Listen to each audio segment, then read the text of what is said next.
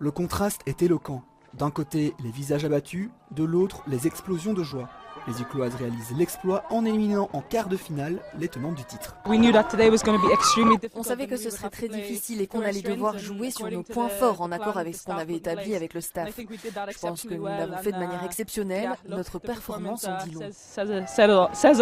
Après un début de match en mode mineur, c'est d'ailleurs le Racing qui se crée la première occasion sur PC. Dog réalise un bel arrêt, la défense se dégage et les choses vont alors très vite pour le What Ducks.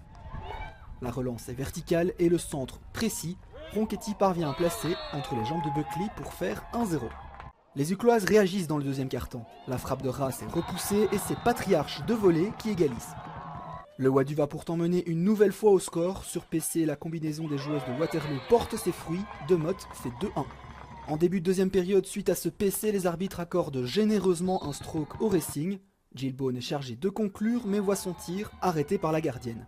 Le premier du moins, les arbitres faisant recommencer le stroke, estimant que Dog est sorti trop vite de sa ligne. Pour commencer, il n'y a pas ce stroke ne doit pas être sifflé, il n'y a pas faute. Après ça, donc on prend un stroke contre qui est d'abord premièrement arrêté par notre gardienne.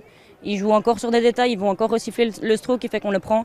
C'est des choses qui ne doivent pas arriver à un certain niveau et voilà, ça fait très mal quand on sait que nous on a tout donné, on a fait le match parfait et que derrière il y a certaines choses qui n'ont pas suivi qui font que malheureusement la défaite est présente aujourd'hui.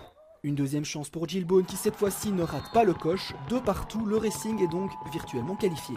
Le What Ducks pousse afin de revenir au score et Buckley part à la faute. Stroke pour Ronchetti, arrêté par Buckley, avant que l'arbitre ne prenne une nouvelle fois la décision de faire retirer le stroke pour la même raison qu'auparavant. Et comme pour Jill Bone, la deuxième est la bonne pour Ronchetti qui redonne l'avantage aux Waterlootoises.